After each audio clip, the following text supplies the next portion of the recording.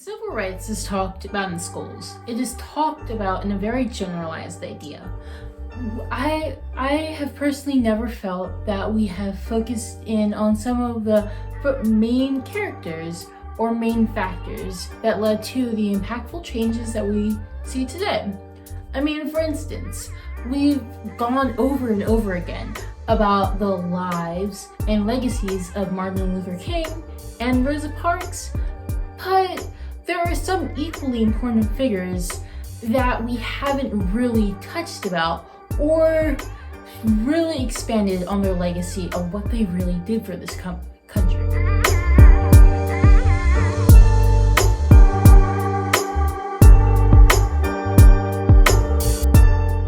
Hi everyone, welcome back to Understanding Culture. Today we will be focusing in on the life and legacy of John Lewis. I felt that John Lewis was an important person to document and to talk about because of how much change and how much he has done for this country. And plus, I personally think he's a pretty cool person. And some of you may have also heard that he recently passed away, which is unfortunate, but he lived a long and productive life. John Lewis was born in 1940 and raised in Troy, a small segregated town in Alabama, where he often saw white and colored-only signs. He was directly affected by Jim Crow and the caste system down south. When introduced to MLK at 15, he was inspired by Dr. King's thunderous voice and the actions that Rosa Parks, amongst other freedom fighters, exhibited. This inspiration led him to find a way to get in the way. It would be another 2 years that John Lewis would reach out to Dr. King, writing him a letter to seek his help in going to an all-white school, Troy State College.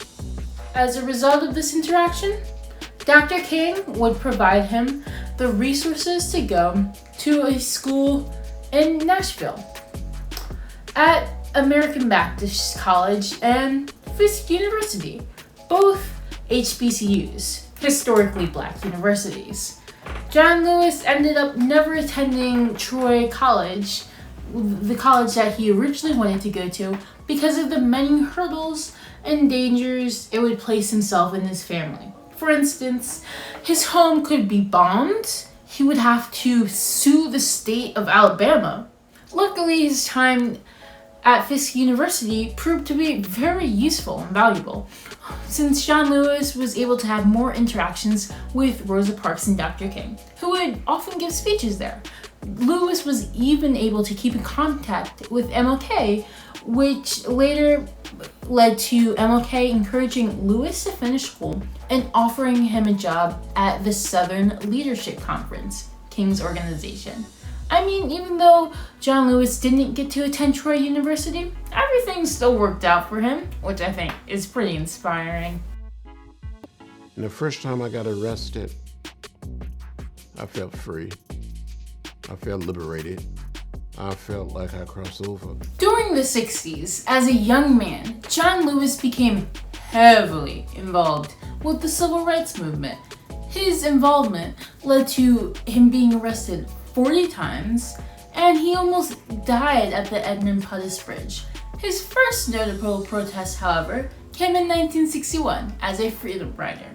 The objective of these freedom rides were to test the integration of public transportation, as it was ruled unconstitutional to segregate on them by now. By doing this, he risked his life in the Jim Crow South, where he experienced beatings at the hands of angry mobs. In 1963, he became the chairman of the Student Nonviolent Coordinating Committee and was considered one of the big six of the civil rights movement. So it might not be a surprise that he was one of the main speakers at the March on Washington. Interestingly, his speech is often called a counterpoint to Dr. King's I Have a Dream speech because of his brutally honest rhetoric on civil rights currently in America. It's true that we support the administration's civil rights bill. We support it with great reservation, however.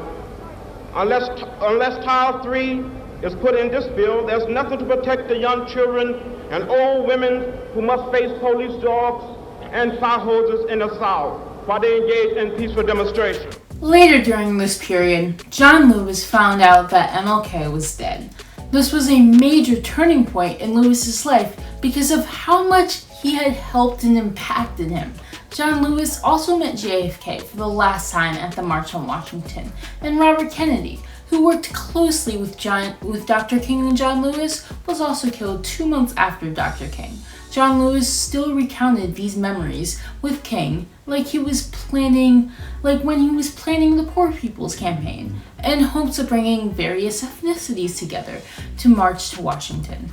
Through all this, even though he had many of his peers not outlive him, he was still able to persist and become a congressman for Georgia. Throughout his career, John Lewis was a major advocate for the right to vote freely. He spent most of his career fighting for this liberty because he recognized how huge its impact was. He primarily believed in the equality of all people, and throughout his 30 plus years representing Georgia for Congress, he supported things such as LGBTQ rights and climate change, not to mention the basic civil rights. Also, if you're looking for more great facts about John Lewis, here we have a series that's great for 4th to 6th graders. Thanks for watching!